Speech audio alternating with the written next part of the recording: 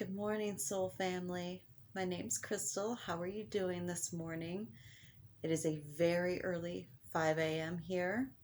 I'm a night owl, so I decided this morning I wanted to do a video and talk to you about different energies that I interact with and how I recognize them. So, this is a spirit talk, and my goal really is to help you recognize if you are also interacting with these energies, especially if you weren't used to it.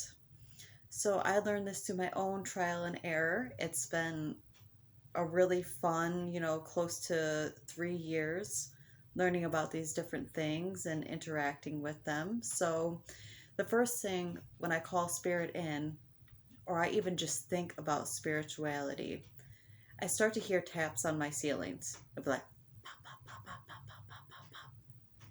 If you listen, you can hear it now. And I didn't know until more recently, I'd say about 6 months ago, I learned from my Reiki master that that is actually the sounds of spirit piercing the veil. So I was given that little clue from him, and I thought that was really interesting because it only happens when I call in spirit or I start to think about spirituality. When I do my tarot readings or my healings, or, I talk to people about spiritual subjects, then they'll start piercing the veil. And I hear pop, pop, pop, pop, pop, pop, pop all over my ceiling. It doesn't even have to be at home. I can be at other places and it will happen too, which is incredible. So if you are at places and you are doing these types of activities or thinking about them, thinking about a passed on loved one or your spirit guides or ancestors, anything like that, and you hear the little pops on the ceiling, no, that's the sound of spirit piercing the veil, interestingly enough. All right, so we're going to move on. I always hear spirit guides and spirits on my right side. Mostly it's internally, but it's as if they're coming right from my right side. So they have a little bit lower voices, which isn't different to my left ear, but we'll go ahead and go over that pretty soon here. I say spirits themselves, I know that I'm interacting with them when I'm cold. So these are absolutely your ghosts. I am freezing the entire time. When it's ancestors, I know it's my ancestors in particular when my lights flash. I had them confirm that for me, so I thought that was interesting. Not all spirits like to do it. It is only my ancestors in particular that do it. No, I don't really market myself as a medium because to me, a lot of it's tones that I decipher as words.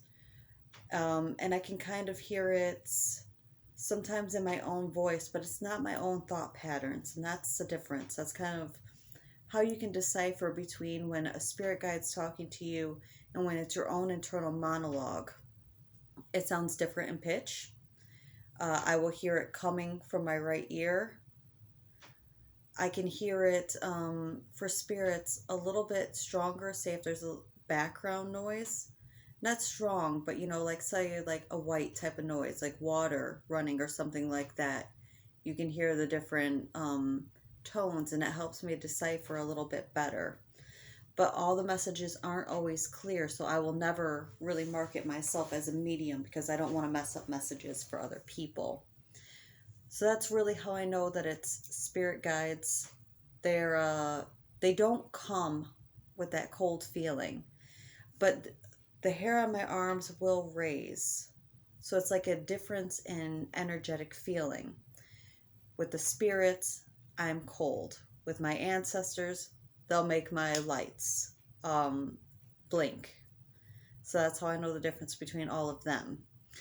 For angels and higher guides, say Pleiadians, or that's just an example, just higher vibrational guides, they'll come in on my left ear, and the frequency is so much higher.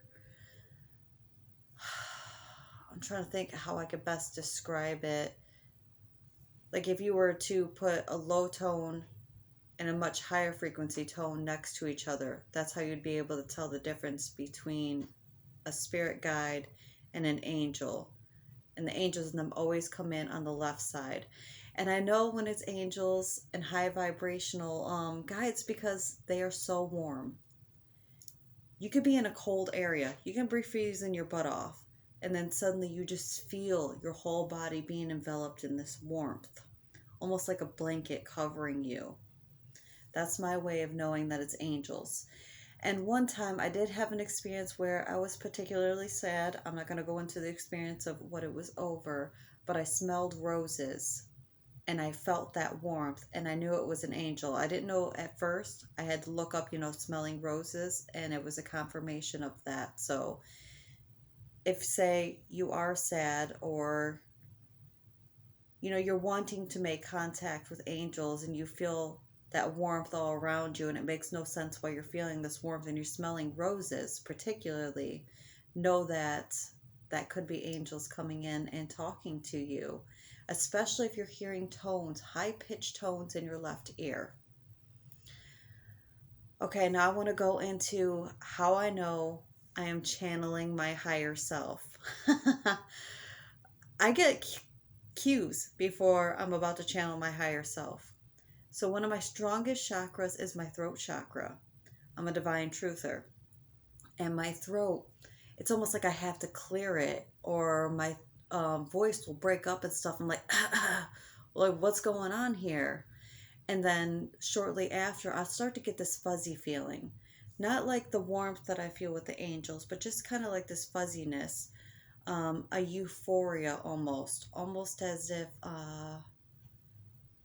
like an endorphin high. Okay, things are kind of like fuzzy. I'm talking, but it's almost like I'm in the background, almost as if I had taken a seat back and I'm talking and I lose kind of track of what it is that I'm saying or what's going on, yet being aware at the same exact time. Hopefully that makes sense. That's the best way that I can describe it. But when I start to come out of that and I'll be like, wait a second, where was I? What was I saying? You'll see in some videos I do that. That's when I'm channeling my higher self.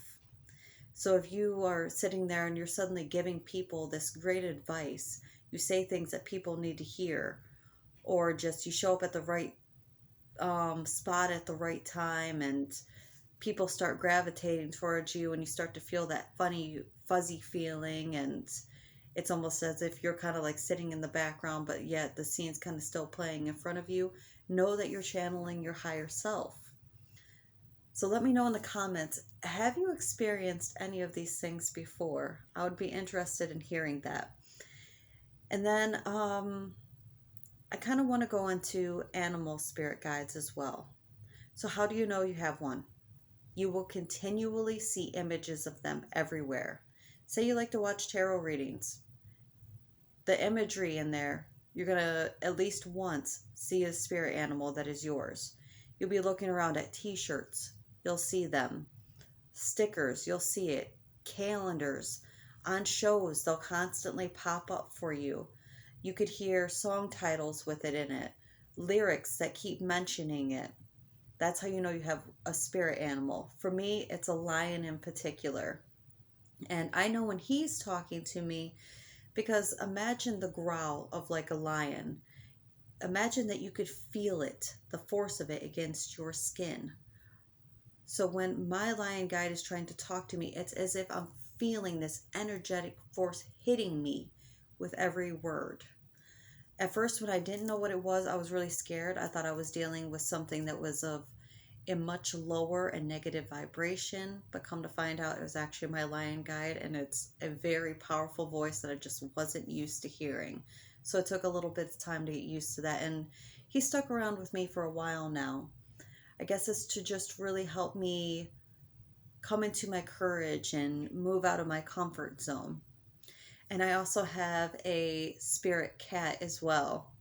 Now this one, I know when this one's trying to interact with me, it doesn't talk to me, but I can feel a warmth on my foot. Always my left foot. It's bizarre. Never my right foot, always my left foot. It gets super warm. And then shortly after, I'll see my cat, LaVale. He's my active little cat.